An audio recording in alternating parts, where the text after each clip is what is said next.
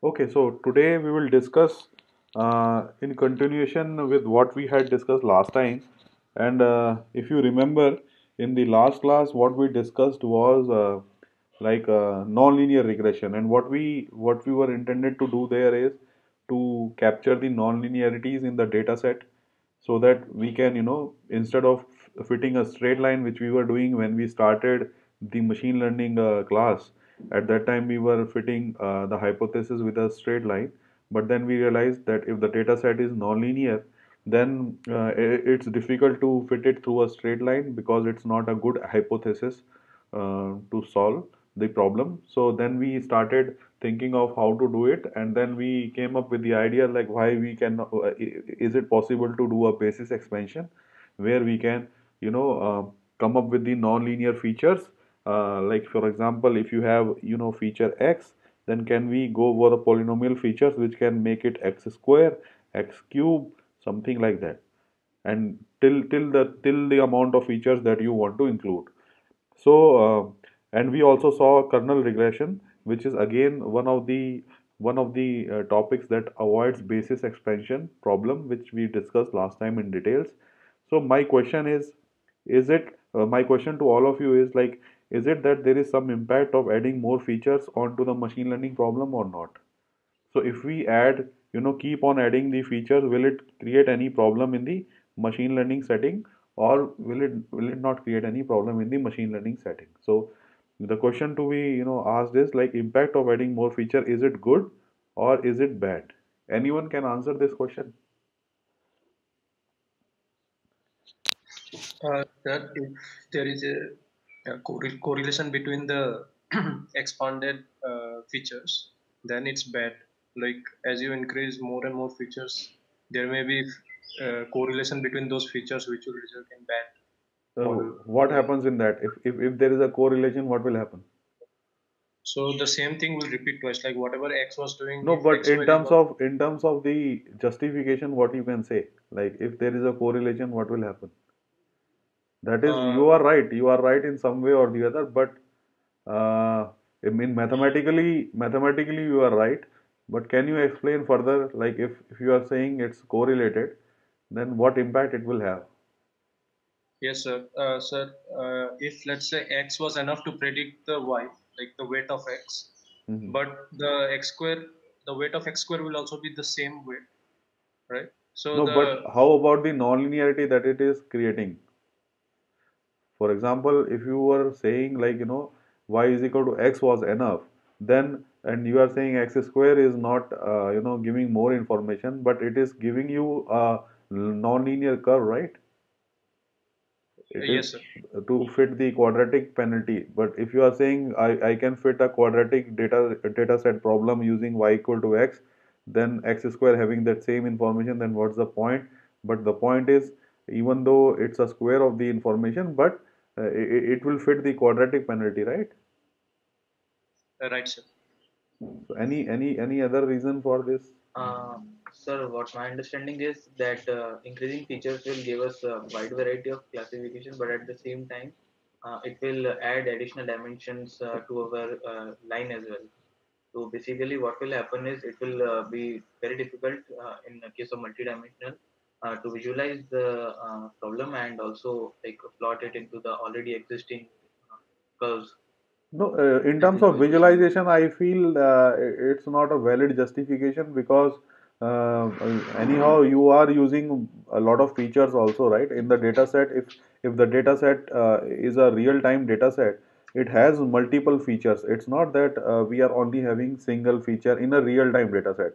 The data features are like, 30, 40, they are already there, but you try to increase it further from 30, 40 to somewhere more, so that to increase the basis expansion. But if you do not increase it from 30 to 40, but still 30, 40 are kind enough that you are not able to visualize it in the data science in this space, that is not a valid reason for, to say that impact of adding more feature is bad actually. So Okay. so, so let us, Sir, it can yeah, overfit. I think it will yeah, overfit. yeah. That is there. So that is what we will be discussing today. So that is the main problem. So my take on this particular lecture is to continue it from the lecture that we already left. And what was that is, like, we were adding more features and we were thinking that everything is good, and we are able to fit everything properly, so let's increase the features to, let us say, x amount or y amount, and keep on doing it until and we will get a very good representation of the data set. So let us see, if you keep on adding these features to any amount, will it really, helping you out in solving the problem or not? So let's discuss this today. So this this actually comes in the topic of ridge and lasso regression. So these are the two types of regression that we have. So these are the two types of regression. One is ridge, one is lasso. So we will just a second. I will do one thing here instead of.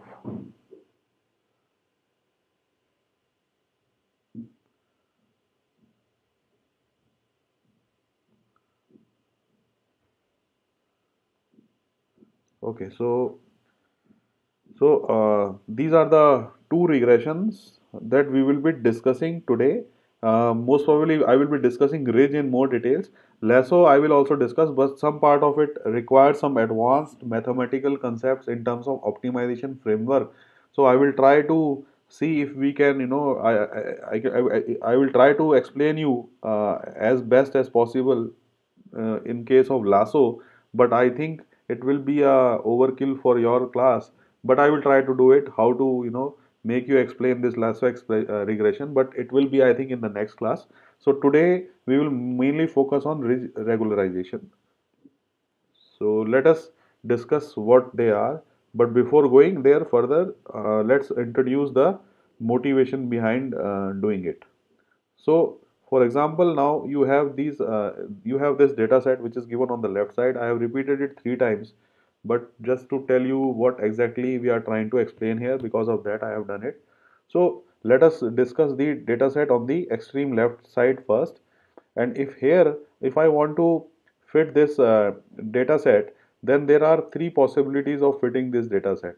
The first possibility of fitting this data set is, you can either, fit a straight line like this. This is the first possibility of doing the fitting of the data set. The second possibility of fitting this data set can be that you fit the line in such a way that it will pass through every point in the data set. So this is the second possibility of doing this, coming up with this hypothesis function. And the third possibility of fitting this data set would be, you just, do something like this, like this. This is the third possibility of fitting this data set. So if there are three possibilities, can you explain me what is the difference between all the three? Like in terms of the features, like here are we using trivial features, very small features, or large features here in the first example? This is the first, this is the Small second, features. this is Small features. yeah. So in the first case, what we are doing, let us write that. What we are doing is, we are actually let me write this. So what we are doing, we are considering a model which is very easy one, which is like this. This is the simple model that we are using here, and it's a straight line with some intercept and slope. So we are considering only one feature here. So that's why we have a straight line. And how about this one here? More features. So here we are actually, getting greedy, and we are trying to incorporate every point into the hypothesis function. We want to capture every point, and and in greed of that, what we are doing is, we are actually using more number of features. So to do that, what we are doing is, we are expanding the basis, and we are, doing this. This you have already understood from the last class.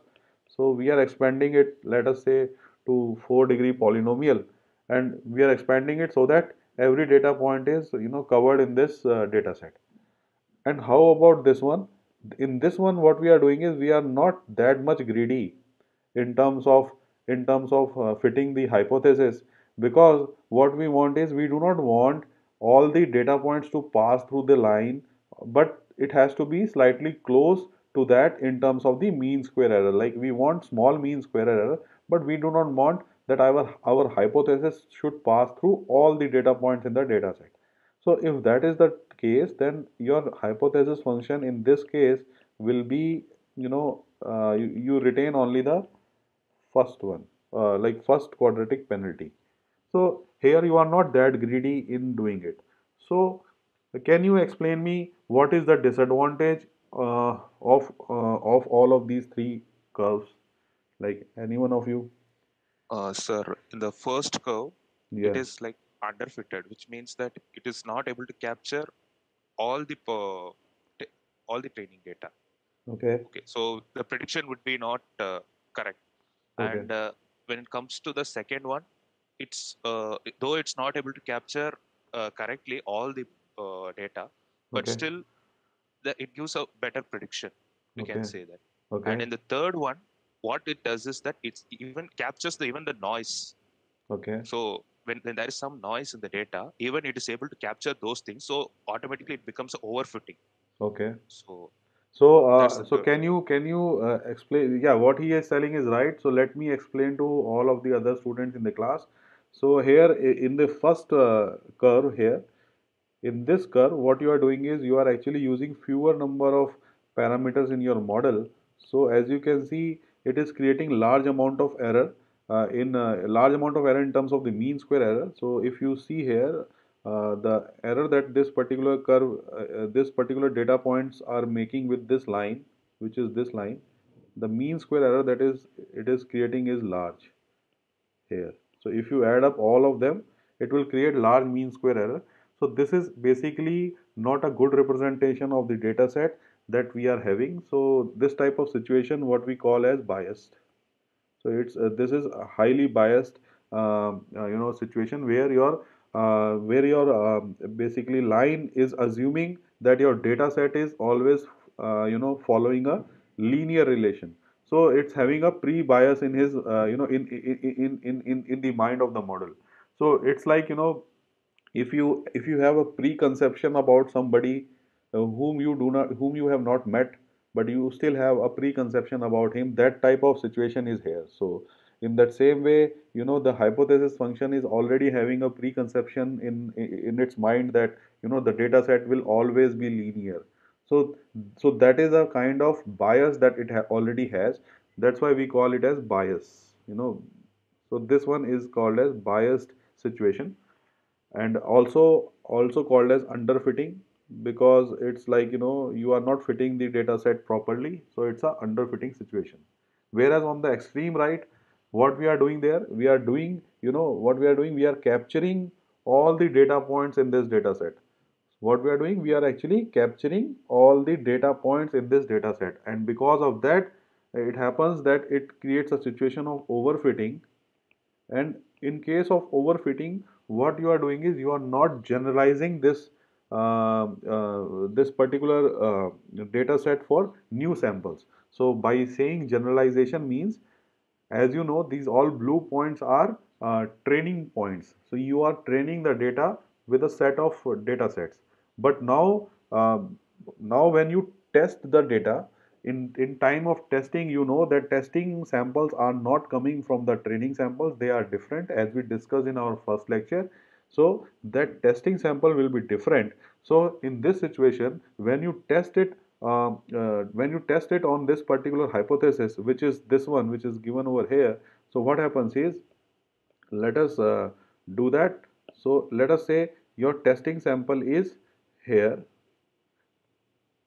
So what happens is, when you test when you want to test it at this particular point, your answer to the regression setting will be this one. Your answer to this particular regression setting will be this one. But the problem is, actually the curve is something like this. So what you can say in terms of the prediction, the actual prediction would have been this one, but because of this curve which is overfitting this particular data set, the prediction is coming. So the actual answer will be this one, but the results that due to this overfitting it is coming is this. So there is an error which is incurred because of this, and this type of error is basically a the error that we will see further in our when we will discuss training error and testing error and all that type of stuff. So we will observe that this error will increase. This error, the one which I am discussing here, this error will increase when when you try to overfit with large number of polynomials. Like if you increase it to theta 1 x5 or x6, theta theta 5 sorry theta 5 theta 6 x6. So when you keep on increasing the polynomial, this error will increase. So this is a situation where we have overfitting of the data set. So we will discuss how to quantify all this when we will be going more further into analysis part of it. But I think is there anyone having any doubts here, like related to the explanation that I have made? So this is basically a situation where you have overfitting. But on the on this part, on the middle part of it, middle part, what we are saying is we are not getting too much greedy in you know going to the higher order polynomials. What we are saying is, okay, let's be on a nominal side, keep it x square. So in that situation, what happens is our model is still making errors in terms of the mean square error. Please note here the mean square error is very less. In this particular case, the mean square error is nearly zero. The training error is nearly zero because you are passing you are passing your hypothesis function to every data point. So your mean square error or a training error is very less or equal to zero here in this situation, but your testing error is there. As you can see here, you have a testing error. But in case of this situation, what you can say is here your data set is actually generalizing well, because as I will show you here, in case of this particular situation, your data set was not generalizing well. By saying generalization means it is not giving good predictions on the test sample. But in this side, on the middle part of this curve, it is doing good generalization, though it is making mean square error or training error here in this case. Training error is there, as you can see, the error it is making to this curve is still there. So training error is still there, but it is better as compared to the better than 1 and 3.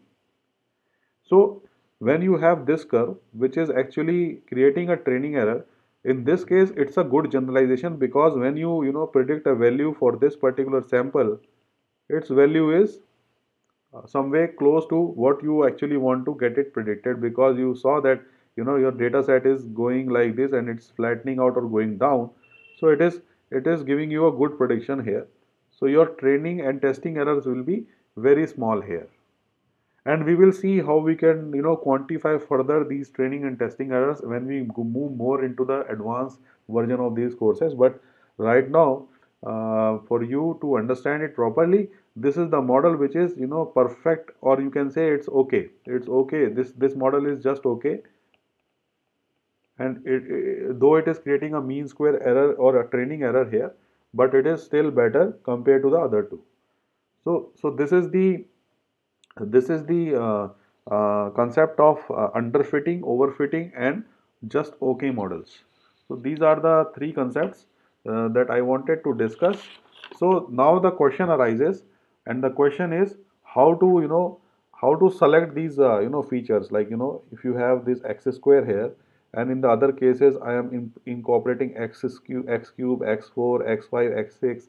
So right now here you can see the data set is very clean, and there is no problem. But if the data set is not clean, or if we are not able to visualize it properly in two dimension, then how to solve this problem? Like how to come up with the automatic detection of which features are important, whether we should retain x square, or whether we should retain x square x cube, or whether we should retain x square x cube x4 x5. So how to make a decision to retain which feature or not. So let us discuss this. So in order to retain which feature is important, which feature is not important, the the role of regularization comes here. The role of regularization comes in selecting which features are to be selected. So regularization actually helps us in doing that. So let us see how we can do that. So the the first thing that we will discuss here is the role of regularization. So in the let us say we have a model which is given by this. This you already know, right? 1 upon 2m, this particular loss function you already know.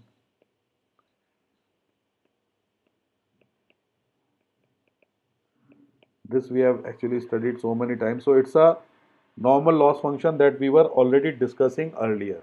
This is the normal loss function that we were discussing earlier. This is the prediction of the machine, and this is the original prediction that you already have, original label of that data set.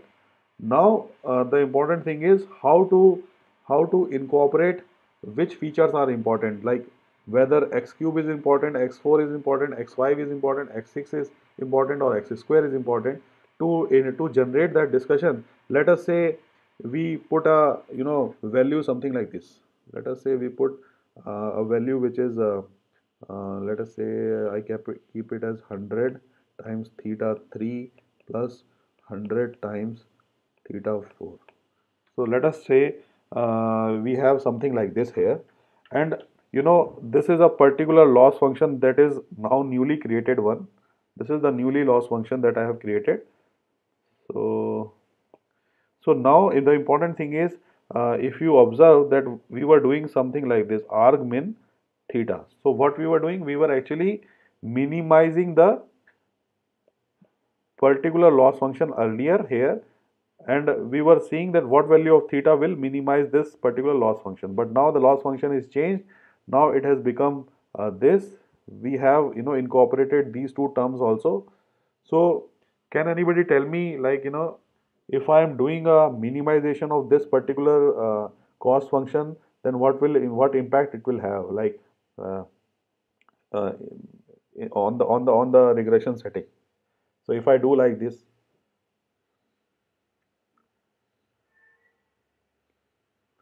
anyone?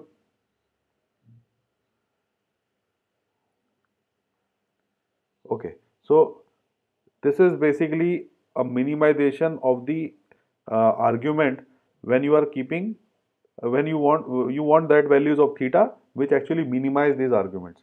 So the important thing is the term that I am discussing here, which is minimization. So you want to minimize this argument, and you want to see which value of theta will do that. So here you observe clearly that I have increased the values here to 100 here. I have increased this to 100. So this is a very large amount of value compared to the first argument which is given over here. This is the first one, and this is the second argument, let us say. So as you can see, I have increased it to the value of 100. So I have already increased it to a very high value. So if I want to minimize this particular objective function with respect to theta, then that 100 is very high. So the best way you will minimize it, that minimize will be that the optimizer will make these values, the theta 3 and theta 4, close to 0. So if you make it close to 0, then you obviously know that 100 times 0 is 0, 100 times 0 is 0. You are left with this polynomial, which is this cost function, and the loss function will be trying to minimize this. The objective is to minimize. So in that case, it will automatically come up with the values where theta 3 and theta 4 will be 0. So if theta 3 and theta 4 will be 0, then what will happen? The objective function, the hypothesis function that you had already, we were saying that we have quadratic polynomial. We have a four quadratic, 4 degree polynomial, which is theta 0 plus theta 1 x plus theta 2 x square plus, sorry, theta 3, theta 4, theta 0, theta 1, theta 2, theta 3 x cube plus theta 4 x4. So what we were saying is we were using this one in the case of overfitting. So when we increase the value to 100 here and we incorporated this in the cost function, then we realized, and then what we obtained is that theta 3 and theta 4 becomes close to 0.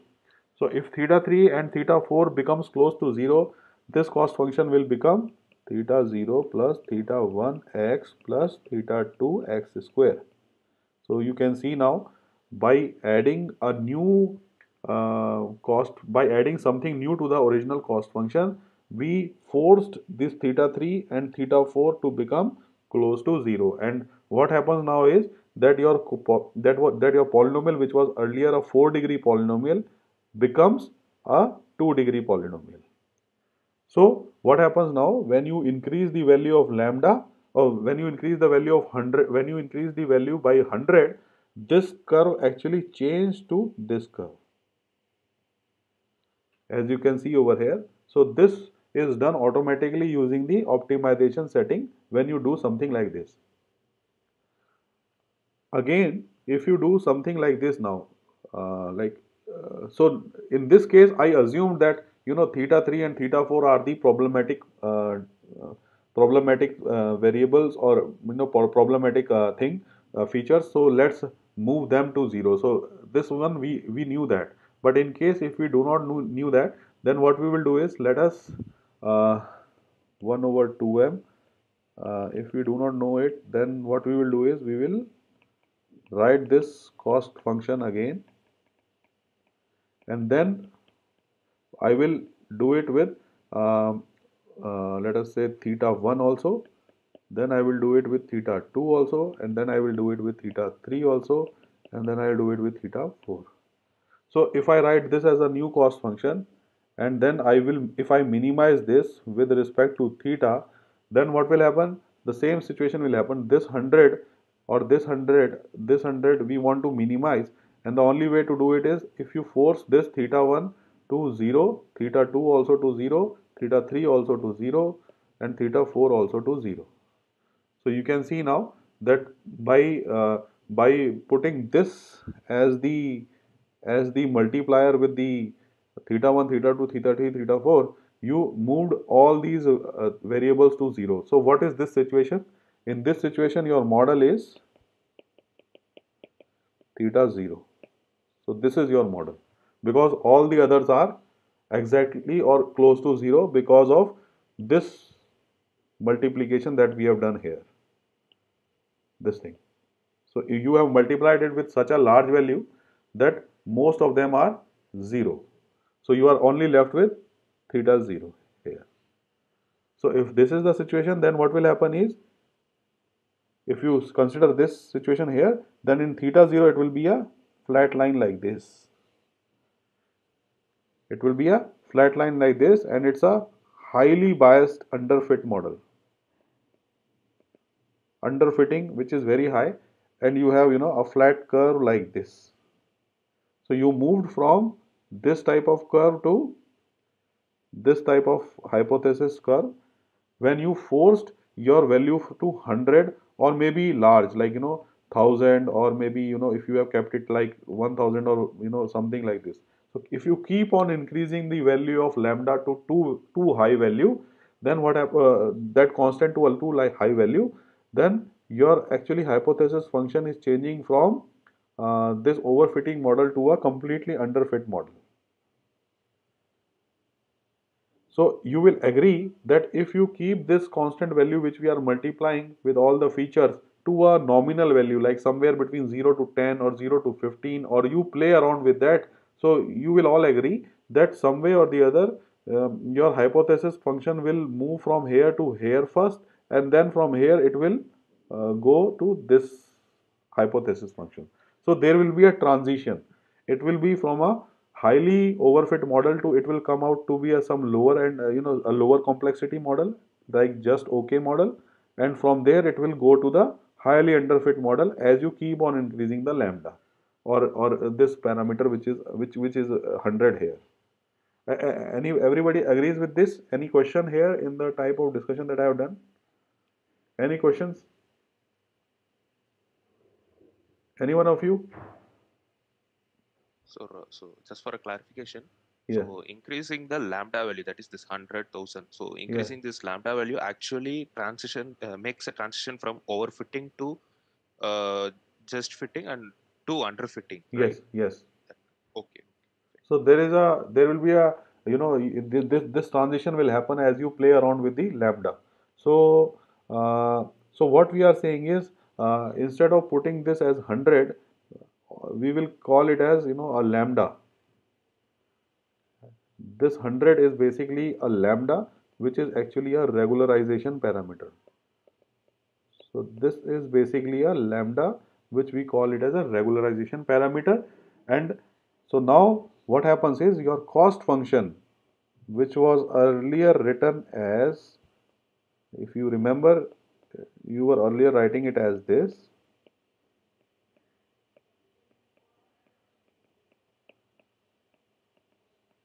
This was the earlier one, but now you incorporate lambda along with this, as I have told you the role it plays in helping out in solving this type of problems, uh, or you can say in terms of selecting the best possible features.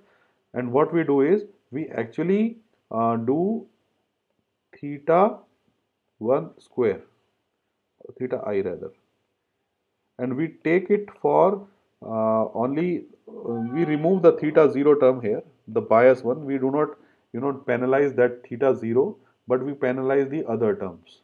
You can do theta 0 also, but it will not have that much of effect. But still we omit theta 0, but we penalize the other features, that is theta 1 to any other features that you are having in this particular model. So we can say it will move from theta 1 I to the features you have is n. So we are saying in our literature that n is the number of features, so we will go up to n here. So this is the modified cost function that you will have in case of selecting the features, like which features are important and how to select them.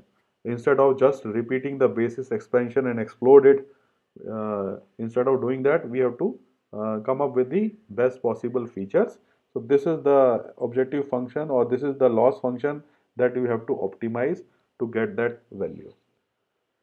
So if this is the newly cost function that you have, then obviously you want to calculate the values of, the optimized value of theta, that what will be the optimized value of theta that you will obtain from here. In earlier cases, when we discussed, we also did that same story.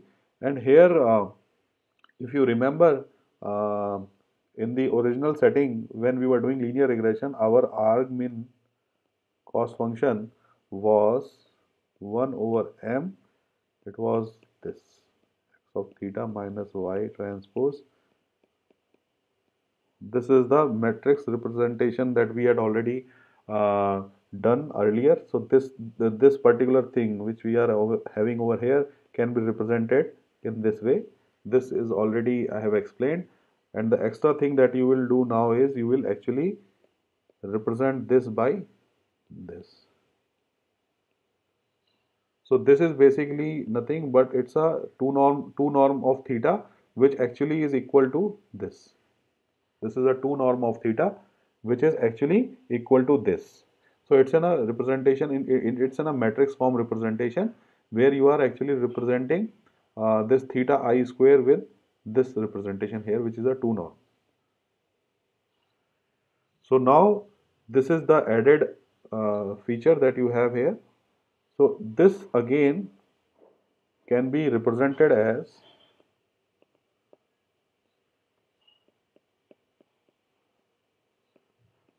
like this.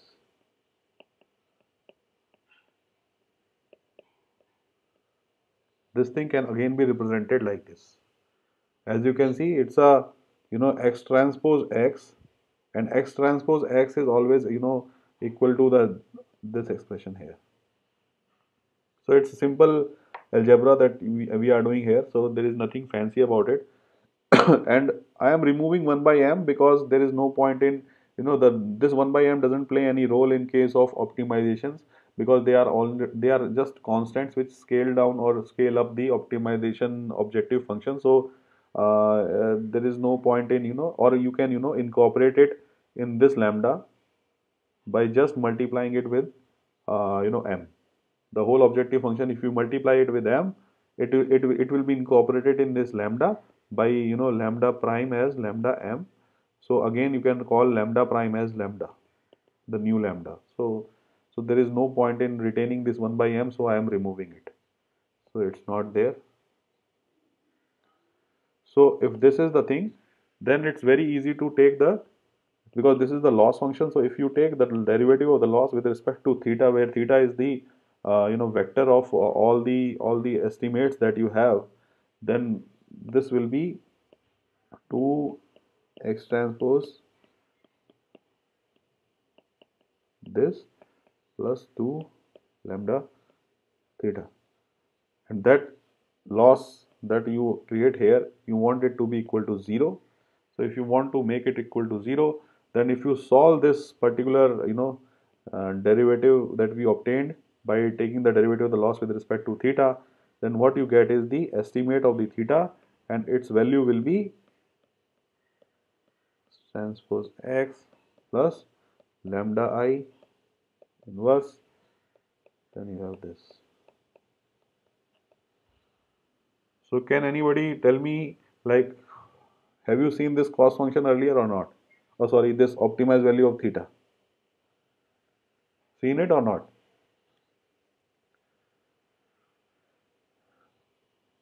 So this optimized value of theta, we have seen it earlier. If you remember, if you remove this particular lambda I here, then it is the same optimized value of theta that we obtained when in case of simple linear regression setting. This was there, we already discussed, right? So this is the simple linear regression model. But when you incorporated a regularization, what happens now is your x transpose x is now having, this is dot here, x transpose x is now having a lambda times I factor along with this. So this extra lambda times I factor helps in doing some things or the other, which I will tell you now. So this is the new estimate of the theta, which comes when regularization is incorporated. So any questions here in regard to what I have discussed? Any questions? Any one of you? So this one, if you already notice, I started out, our basis expansion, and then we moved to, kernel regression, and I was telling you at that time that you assume that there is some lambda I over here, and then we proceeded further and did some analysis on the kernel regression. So now I think you must be comfortable with why this lambda I is coming over here inside. So the advantage that we have in this case and is that if you do a you know if you do a eigen decomposition of this matrix, this is a symmetric matrix that you have. If you do the eigen decomposition of it, its value will be like US U transpose. So this is a eigen decomposition if you do for this particular matrix. Then what you observe here is that the singular values of this matrix, which is over here, the singular values of this matrix will be will be having some values here. Let us say it is alpha, beta, gamma. So if you continue to go like this, the singular values will have some zeros in the lower diagonal position. It will have some zeros in the lower diagonal position. So the practical thing that I will discuss here is that this particular matrix that you have here, the design matrix that you have here is for real data sets. So like if you have very real data sets, if you are taking real data sets, the chances are very high that if you do the eigen decomposition of this particular matrix, then the chances are very high that the singular values will be 0 in the lower diagonal positions. So if these singular values are 0 in the lower diagonal positions, what will happen is when you do the inversion of this particular thing, as you know earlier we had that in case of normal linear regression, we had this x transpose x inverse. So when you do a inversion of this, so it will be like this, US inverse U transpose. So you know that inverse of these singular values will be 1 over alpha, 1 over beta, 1 over gamma, and then what happens is when you encounter a value which is 0, then it will be 1 over 0 here. So if it is 1 over 0 here, then it will be a situation where this particular thing will blow up because of this 1 by 0 division. So that is the problem that we have in case of linear regression without regularization. And the problem is that your singular values will become close to 0 in the real applications, and it will actually blow up when the singular value reaches close to 0.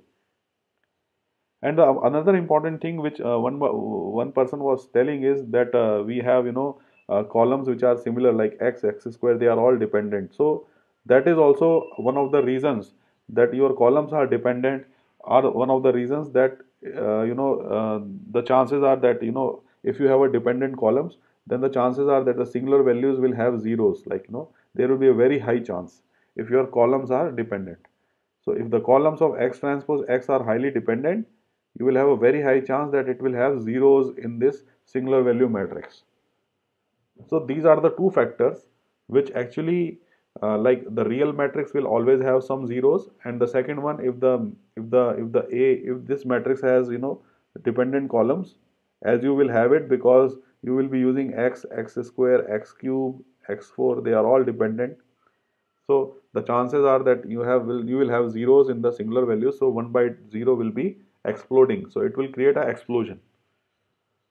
So how come the new regularization that is coming up will help us in that? So our new term that you have over here is this. So what is happening now? You are actually putting a value of lambda times I. So this lambda need not to be 100. That is what I explained you for for understanding. But this lambda can be anywhere between, you have to select it, but it can be anywhere between 0.01 to 1, or you have to, it's a hyperparameter which you have to tune always to see which lambda is best suited for you. But sometimes your values that you can observe is it's 0.01, sometimes 1 or 10. So and sometimes it's 1 10 to the power minus 6 also. So it depends like where it is moving. So you have to see it by doing simulations. So it's a hyperparameter. So what happens is when you add some constant which is lambda times I to this x transpose x, then what happens is it's actually equal to, you are doing US U transpose, you are doing eigen decomposition of the first matrix, which is this one, and then you have a eigen decomposition of the identity matrix, which will be UI U transpose. So it will be like this. So once you take the common thing out, it will be like this. So this is the basic eigen decomposition for this complete one, and it is positive definite. And the reason for this is to be positive definite is because its eigenvalues will all be greater than 0. So it will not be, there will be no situation where it is having a 0 eigenvalues. And the reason for that is very simple. As you can see, you have S plus lambda I. So in your matrix where you had alpha, beta, gamma and all that stuff, so when you so what you are doing is now you are adding a lambda I with it. So it's now beta plus lambda I plus gamma plus lambda I. Now if there is a situation where you have 0, in that 0 it will be added as 0 plus lambda I. And then when you do a inversion, because of this x transpose x plus lambda I stuff, you are doing an inversion of that. When you do an inversion, then what will happen is it will become 1 over alpha plus lambda I, 1 over beta plus lambda I, and then where it is 0, it will be 1 over 0 plus lambda I. So you will have a extra term lambda I coming in here, which is avoiding this explosion to happen, which is earlier as 1 by 0. So that 1 divided by 0 is avoided when you add a lambda I term along, lambda I factor along with 0. So this avoids the explosion of the singular values that happens earlier. So that's why lambda I is or lambda or regularizer is helping us in doing this inversion better. Like the inversion that we have here, this is basically regularized. The inversion is regularized by adding a lambda I term. So any questions here in this discussion which we have discussed? Any questions? Sir, just to understand, if let's say we have a normal this square matrix X transpose X, Okay. and if we try to decompose it into eigenvalue decomposition, then few of those S values may be the diagonal elements may be zero. Yes, So yes, to remove that, we are adding a lambda so yes, that if when we inverse to find the solutions, we don't get infinity. yes, yes. That is the whole purpose. Yes, yes, that is the, in terms of, see, there are number of ways of explaining the same concept. The one way that I explained you, that is the benefit of having a lambda in terms of the graphical representation. I have explained you here, as you can see, this one here in this slide. I have explained what is the, graphical way of explaining lambda. But in case when you want to understand in terms of the mathematics, what is mathematics going on behind it, it is this one. So they all converge to the same theory, but different ways of explaining the point that why lambda or why regularization is important and why we are doing it, and why it is really helping, how come it is really helping us in selecting the best features that we have. Okay.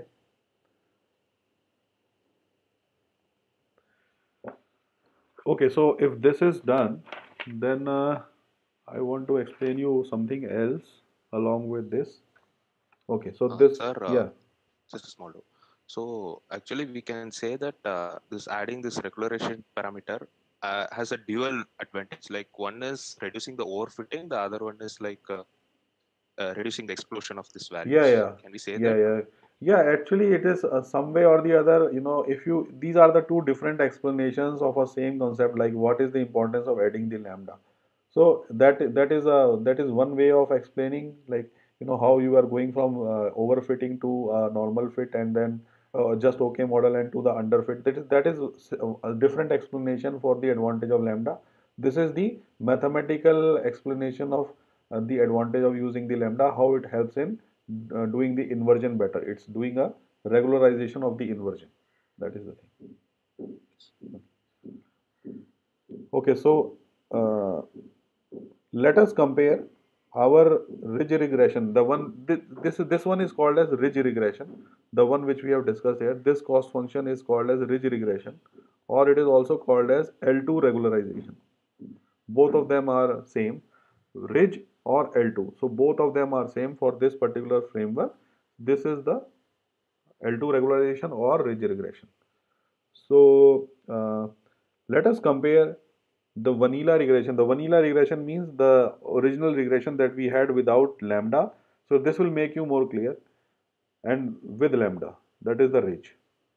So suppose you have this estimate, the y that you will get is by doing x dot. This we have already discussed. This one is like x dot theta star, where theta star is the ground truth estimate of the ground truth estimate. So when you estimate it, your value will be this, and let us say you have a noise vector epsilon naught added to it. So some noisy stuff is there, and you are estimating the value y using this model, which is x dot theta star, and theta star is the actual value of the theta estimate. That is the ground truth value, and you have a noise vector epsilon naught. So in case of vanilla linear regression, like in case of the fundamental linear regression, like the old one that we were discussing, you saw that the estimate of the theta is this. This is the estimate of the theta. So what I am doing is I am actually putting the value of y here, which is this one. This is the one which I am putting here. So if you put this value here, which is the one which we have discussed. So if you put this is this will expand like this. You can see I am expanding this by multiplying this particular thing inside with this one and then with this one. So I am getting two terms here. So in the first one, this is unity, so we can write theta star here, and the second one is this expression. So now again, this is the third perspective that I am telling you here. As you can see, uh, as I was telling you, this x transpose x is not inverted in case of the normal normal regression setting because of the singular values coming close to 0. So what happens is these singular values, when they become close to 0, the 1 by 0 is becoming large. So 1 by 0 is becoming large means it is multiplied with this epsilon naught. You can see this. This epsilon naught is a noisy vector that we were discussing. So this 1 by 0 becomes very large and it multiplies with this epsilon naught, which is the noisy vector, and it corrupts the theta hat, which is the original ground truth. And when it corrupts this theta hat by adding it to it, so it's like, multiplying it with million times epsilon naught, and your original estimate theta, which should be this one, is corrupted by this term, which is very high. And because of that, what happens is your theta estimate becomes corrupted and it becomes completely useless and waste. So there is no point in, you know, doing this particular type of analysis. So what it shows is, if your data set is having noise, if your data set is perfect, then there is no problem. Your data set is perfect, then there is no problem, because here in that situation your epsilon naught is 0. But if your data set has some noise, let us say your data set has some noise, like, it is coming like this, some noise here, some noise like this, or something like this, something like this. So in this type of situation where you have some noisy samples, because you are assuming that your samples will follow a quadratic behavior, but because of noise, some of the outliers are coming somewhere here and here. So because of this, you have this epsilon naught there, because of this noisy thing. So if that is the situation, now you can see how this noise estimate, when multiplied with a large value which is coming through 1 by 0, will corrupt your theta hat. So it will be completely gone. So you cannot recover the line if you do it through simple linear regression, provided it has a noisy sample. You cannot do that. You cannot actually estimate the correct value of theta star. You can never do that. Whereas in case of ridge regression, what I am doing now, this you already know. In ridge regression, this is the thing, and you have y here. So in case of y, I am replacing it with this. So this is the expression for ridge regression, and now you can see, like, the ridge regression, I am writing it as theta estimate with the lambda parameter. So now you can see how your theta, the original ground truth theta, is also getting regularized with this lambda I, and also the inversion is there, right? And also here the epsilon naught, which is the noisy factor, is also getting regularized because of this lambda I here. So because of this regularization, this inverse will be better and your noise will be controlled. It will not explode. And your theta estimate here will be a perfect value, will be, somewhere close to the ground truth, and this term will not dominate now on this. That is the advantage of using ridge regression. And it has been shown that if your lambda is like this, if your lambda is less than 2 epsilon naught square theta square, this thing, then the mean square error that you have on the estimate of the theta here, the mean square error that you have is basically less than the mean square error that you get on the estimate of the theta through normal regression. So this is proved already, that if your lambda is less than this, then you can get this type of thing. That is, your regularized linear regression will have less mean square error compared to the normal normal linear regression, and this is proved mathematically also. And if you want to go further into the details, you can look into this paper. It's not an advanced paper, but it involves matrix multiplications and manipulations, and you can see further insights. You can see further details of this, that how regularized linear regression is better as compared to the linear regression. You can see this paper here, Generalization of Mean Square Error Applied to Ridge Regression. It is published in Journal of the Royal Statistical Society, It's a very old paper in 1974.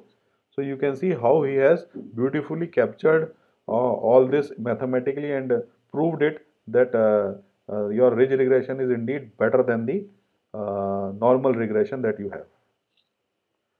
So any questions you have here?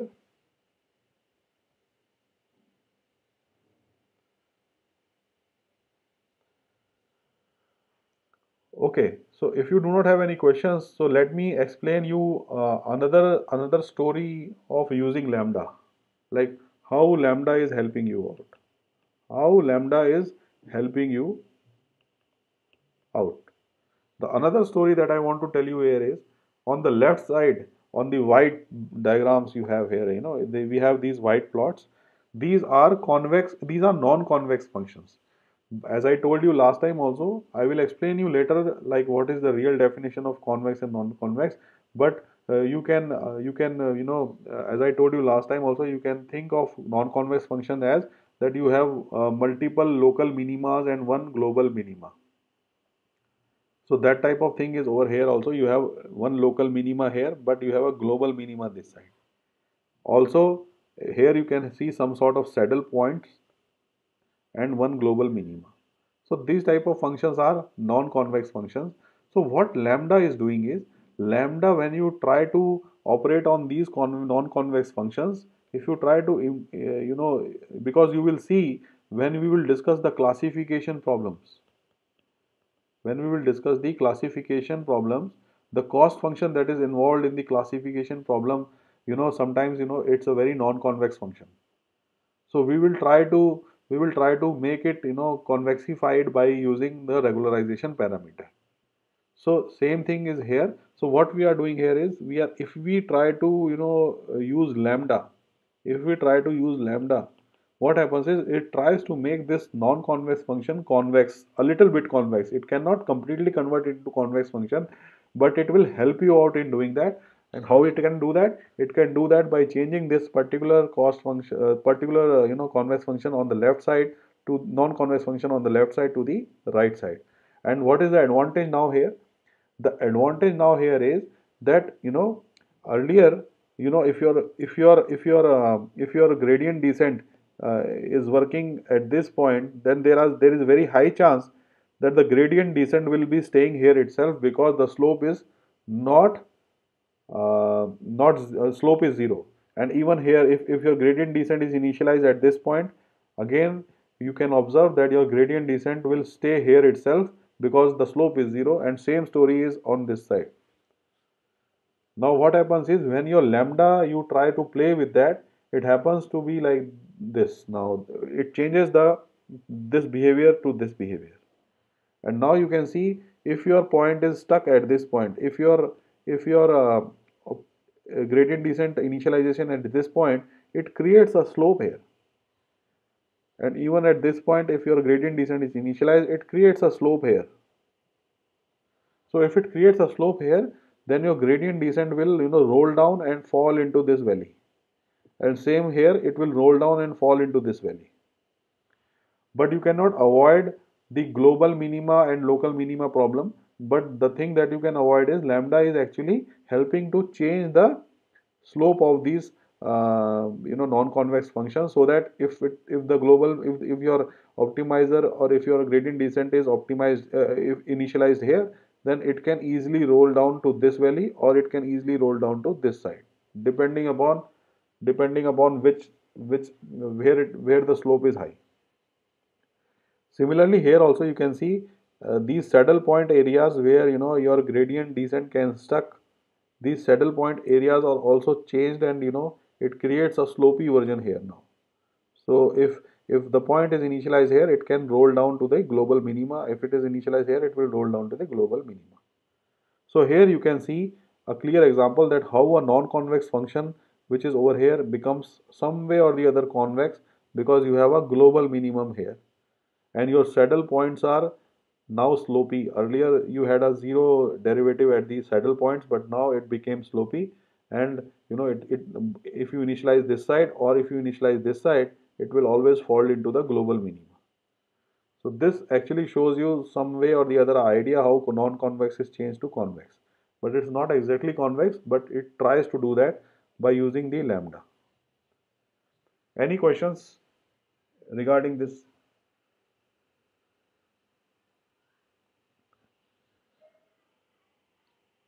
Okay. So this is another perspective of showing you the same story, like how lambda is helping us in doing. It's a pictorial representation of the optimization framework. So what is this? This is nothing but these cost functions. These are the contour plots that you have for the cost function that you have here. That is m alpha theta minus. Oh, sorry, not this one.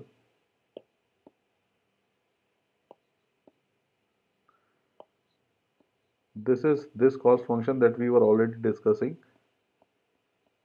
As you can see, it's a L2. So on the contour plots, it will be like this. It will be ellipse, and and this one is a circle because you have this theta square. And why it is a circle? Because this theta square, it will be theta 1 square plus theta 2 square equal to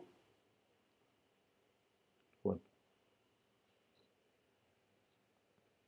because of the circle equation. And if you have more number of what do you say more number of parameters, then it will become a circle in a higher dimension. So this is basically the circle which is theta 1 square plus theta 2 square, which is the regularization parameter that we are adding to this. So the two cost, this pictorial diagram is representing that when you try to solve the optimization framework, which is a combination of uh, this one plus lambda times this one. So it is trying to show you the graphical representation that the optimal value that you obtain for theta hat by solving this cost function and this solving these two together is this one. This is the optimal value of theta hat that you will obtain when you solve it. And now you can see how these two curves, the first curve corresponds to this and the blue contour plots corresponds to this, then you can see how these two will interact with each other, so that at a point where they two touch together, at this point they are touching together, is the solution that you obtain for theta hat. So this is the optimal value of theta that you obtain by solving these two terms together, and this is showing you a graphical representation of that. And this particular cross here is the optimum value for this particular cost function and not including the regularization. And this optimal value you already know, it is what? It is theta, which is x transpose x inverse x transpose y. So there is no lambda involved. This is the one which we already discussed so many times earlier. So now you can see how regularization is moving your optimal solution from here to this side. So this is the new optimal solution that you obtain because of lambda, which jumps your optimal solution from here to this side, which is the boundary of the two cost functions. So any questions here regarding this thing that we had discussed? If it is not, then we can close this class today because I have completed the discussion regarding the ridge or the L2 regularization. I will discuss lasso next week. So if you have any questions related to ridge regression, any question, any doubts, let me know. Otherwise, we'll close the class today. Yes. Sir, actually, my doubt is like, how come contour plot come into this picture? That's See, this is basically showing you. This is actually showing you the boundaries of these cost functions. What we normally do is, I will show you that. What happens is we want to see how this particular cost function, which is a square cost function here, and this, how these two in terms of the pictorial representation, how we are actually solving these two together to get the optimal value of theta hat. So these cost functions, right now if you see here, this is basically this particular one will be something like this. You will have a some curve like this, and then when you take the projection of this onto the plane, what you will get is the ellipsis. So that is what is shown over here. The first one is basically, trying to show it. This is a diagrammatic representation of how you can, see the plots, like how your regularization, this theta star which you are getting over here, how it is, uh, by diagrammatically, how can you visualize it? This is just that representation, and this is the circle of the equation that you are getting because of this L2 thing, theta square.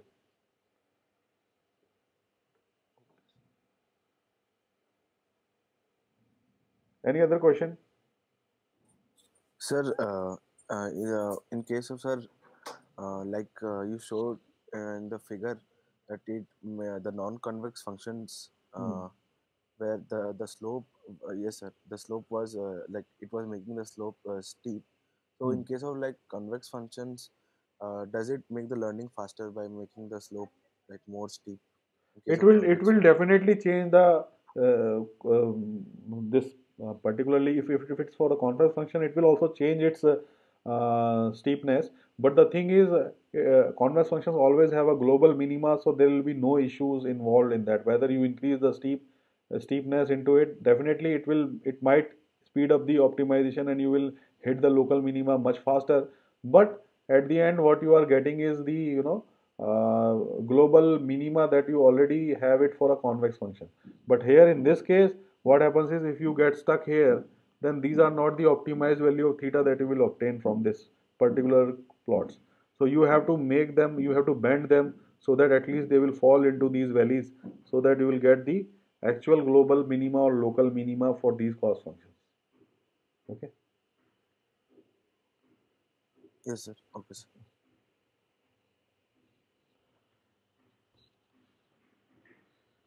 Okay, so if you do not have any questions today, so we will meet in the next class, and then we will discuss lasso regression at that time. Okay, thank you so much for attending the class. Thank you, sir.